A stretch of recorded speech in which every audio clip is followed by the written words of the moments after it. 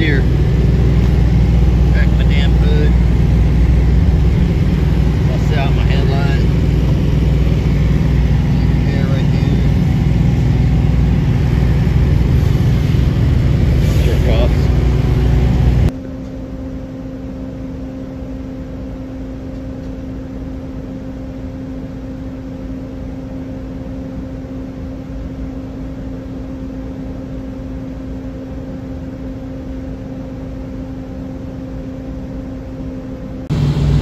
I got hit again last night.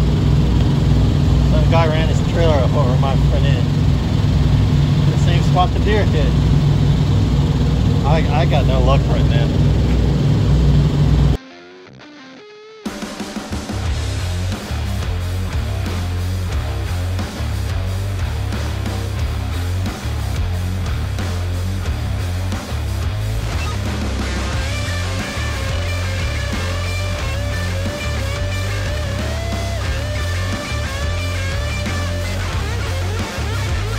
Hey guys, how's it going? I've had a hell of a time on the start of this round of trucking. Anyway, I'll get into it here in a minute. I went out. I got home on a Friday morning, just before noon. I was home till Thursday evening. And it's pretty nice. I went to the lake twice. Went out with my wife one day. I went fishing. I finally caught a little tiny bass. He was just a baby bass, but he was a bass. And I hooked another one, but he got off the hook because I forgot to set the hook. That one I got in the morning. I went out there in the morning. It's nice in the morning to fish.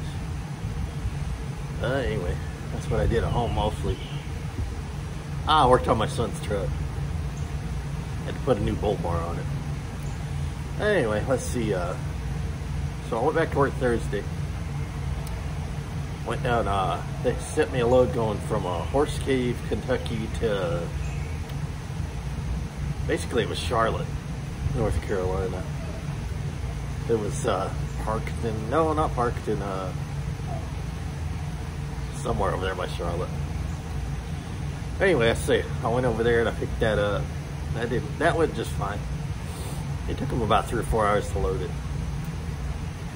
Then I went over there to, then I started driving in the dark. I was out there on the Bluegrass Parkway, heading towards I-75. And a deer ran out and I hit her. It was a doe. There's nothing I could really do. It happened in like a split second. I tried to like brake a little bit and pull over to the shoulder, but she just kept running right into the front of the truck. That blew out my headlight and it blew out my driver's side headlight, like all the plastic broke out of it. But it was still lit then. And it cracked my hood down by the headlight and off to the side. But other than that, that's all it did. So I got that all called in and everything, and then the next day they charged me my $1,000 deductible, because that's what they do when you hit something. It's $1,000 on the tractor for anything that happens. So that was a bummer, but I knew they were going to do it. And then I went and delivered that over to Charlotte. I got there the next night. Friday night I had to deliver that, 1900. So I did that, that went fine. Then I drove over to pick up Leo. But I drove over there and I had to go to the yard next. So I told them I needed to go to the yard to get that headlight fixed because all the plastic was blown out of it. And I figured eventually the headlight was going to go out, which it did. As soon as it rained the next day, on Sunday it rained and it blew it out. It's been out ever since then. And then, but I got over there Saturday to pick up Leo and got him picked up that evening. And then we got a load from Concord, North Carolina to Searcy, Arkansas, the Walmart over there. Got that delivered this morning. Because we had to limp across there, we could only drive in the daytime. So I picked it up Sunday evening, and then I was going to drive at night, but then the headlight went out from the rain. So I had to stop over there just north of Concord and wait till morning. And then we drove in the daytime. I started driving. I probably went a little too late, about 7:30 I started driving. So we got clear over to West Memphis and we ran out of daylight. And Leo was driving and I didn't want him to drive in the dark with no headlight, because it's one thing if I risk it, but I don't want him to risk it. So I had him stop at West Memphis, the pilot over there in the park. And I was going to sleep there till like 3 o'clock in the morning and get up and go on down and take it in. It would still be dark, but at least I'd be the one driving. But anyway, then I went to sleep about 11:45. I feel a big bang and a shake, and some guy had ran his trailer over the hood of the truck. Yeah, he busted the bumper, tore up the hood, bent the deer guard.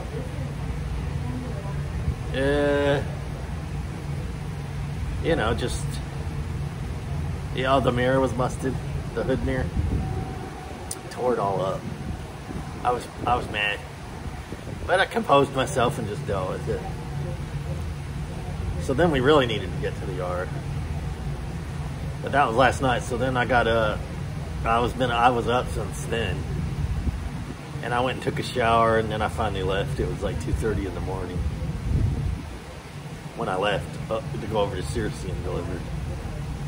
And I got over there about 5 o'clock in the morning, and they didn't have any empties. And I was supposed to go pick up a load over there in West Memphis to take it to the yard, because that's where we needed to go, but they didn't have any empties. And I told them I didn't want to run around finding an empty with my truck all busted up like that. But they insisted that I go. They told me they needed me to do it, so I was like, all right. They sent me a trailer that picked up in West Memphis, not West Memphis, in Memphis. So I would have had to go out of Arkansas into Tennessee and then back in and cross that scale. And there might be one on the way out too, but that one's probably on 55, so there would have just been the one. But I still didn't want to risk that scale again, because I already did it once with a broken headlight. So I said no, and then they ended up taking it off me. So we just dead-headed up here, and now I'm getting the truck's in the shop, but not for the damage. It's in the shop for a DPF cleaning and a DEF filter. That's stuff you need to get at 300,000 miles. But then, yeah, that's where it is right now. And I had him to check the batteries, because at home they died, but he said they're all still good. And I'm having him put on, I don't know, you know those fenders that are on the back in front of the fifth wheel? I don't know what you call them things, but anyway, they got like things on top, and they're all broken, so I'm having him replace those. So this bill will be about $1,100 or $1,200. So with that and the deductible, that's $2,200. I'll be in the hole this week. I won't make any money, and I'll just make what I need next week. Hopefully, I won't make nothing big. But that's leasing. Sometimes it hits you in the rear. But I'm trying to get out of the $1,000 deductible for the deer. I don't know if it's going to work. But I asked him, since the guy hit me, can we just get rid of the deer deductible and go with the damage from the guy to fix it all? Because, you know, he could have busted the headlight doing what he did too. So I'm just trying to get out of my $1,000. But I don't know if it's going to work.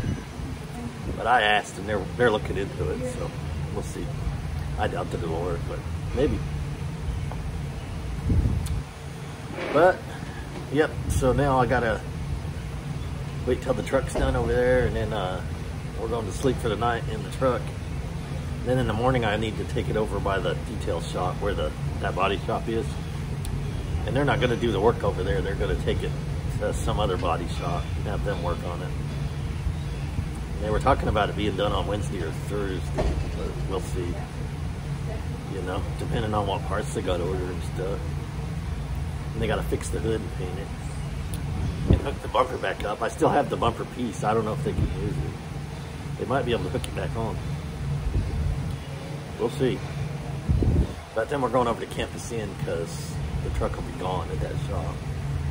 We got to clear out of it in the morning.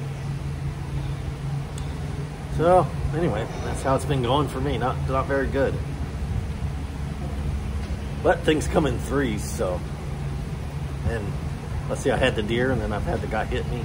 And then before that, I was going down the road and I changed lanes, and there was a tote with a bunch of stuff in it. It had fallen off some guy's trailer. And I tried to avoid it, but I hit it on the passenger side, and it broke my fog light.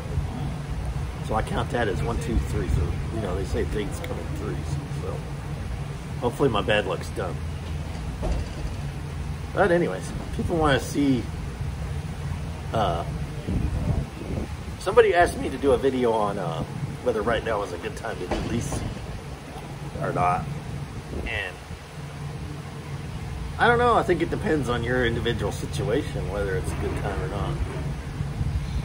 Like, if you don't have any money at all, I don't know if it's a good time. Well, if you don't have any money at all and you got a bunch of bills at home, like, say your bills are, you know, over $1,500 a week at home, just your bills, and you don't have no savings or anything, I don't know. I don't think it's probably a good time to go leasing, because you're not going to make what you need to pay your bills, and you're going to always be into your money, and you're never going to be able to save any up for, you know, things like I'm just going through right now. You got to have a backup for, you know, you got to have a way to pay your bills and still keep going. So if you're in that situation, I don't think it's probably good right now, because the money's just not there in this market. But if you're, you know, if you're working a warehouse job or some job that doesn't pay as much as trucking pays, you know, if you've got, like, say your bills are only $600 or $700 a week or something, then you'd probably be just fine. And maybe you got a little savings. But I mean, even a guy that's like the previous situation that I was talking about, if he had good luck, he could still make it, but it would just be really hard. So it just depends on the individual situation. You got to assess your own situation. I don't know that I would go into it right now without any kind of backup monies. If you had good luck, you might be okay, but if, say you just started out and you got into the situation I'm in, where I just got the deer hit that was $1,000, and I got the guy hit me, and I got the repairs that I'm getting, you know, I'm $2,200 in the hole right now, so. But the only reason I can get out of the hole is because I'm a trainer, so I'll get out of the hole and be okay. But if you were by yourself, you might be in the hole for 2-3 weeks and no paycheck, so you got to be careful. It's risky. Leasing is risky. It can be really risky unless you do it. You have to do it just right, and you have to have things fall your way. You have to have good luck, and you have to not get in any accidents that are your fault, because that can take you out real quick. Because there's a $1,000 deductible on the truck, and there's a $500 deductible on the trailer, $500 deductible on cargo, and $500 deductible on liability for other people's property. So say you had a horrendous crash, I mean, that could take you right out of the gate. You'd have $2,500 in deductibles right there. It might take you out anyway, depending on what you did. But you gotta be careful. And another thing is, you have to get a good truck from the start. If you go in and get a lemon, some kind of lemon that gives you trouble from the beginning, you're gonna be in deep doo-doo. You gotta have some luck. What I would do, if I was gonna go leasing, I would look for a brand new truck. That's what I did. Both times I've leased, I've gotten trucks that were brand new. And it served me well, because I think the way you drive the truck makes it last, because I have a Peterbilt, and people rag on Peterbilts, but knock on wood, I haven't had any trouble with my Peterbilt. It's not been in the shop for any kind of breakdowns, but now that I'm talking about it, it will be. But I think it's how you drive it. So just be nice to it. Start with a new one and be nice to it. I mean, a lot of people get the old ones, and maybe you can find one that's good, but for me, that was just too risky. So that's kind of my opinion on it. I don't know if I would go into leasing if you don't have the right personal situation. But if you do, then go for it. It's a gamble either way, really. And you got to be willing to put in the work. You got to stay out for a month at a time. 4 to 5 weeks, or you're not going to make any money leasing. You can't just go home whenever you want to. And when you first start, you have to stay out. You can't get your truck and then go home and sit at the house. You have to get your truck and stay out for a month or a month and a half and build up some money. Because what they do at the beginning is they give you a deferred lease payment the first week. So you want to hit the ground running and get a good paycheck that first week, so you have some bank account. You don't want to just go home. A lot of people, they just go home and they sit at the house for that week because they think, oh, I got a truck payment. But then you're not using that for what it's intended for. It's intended for you to build up some money. So you got to do that.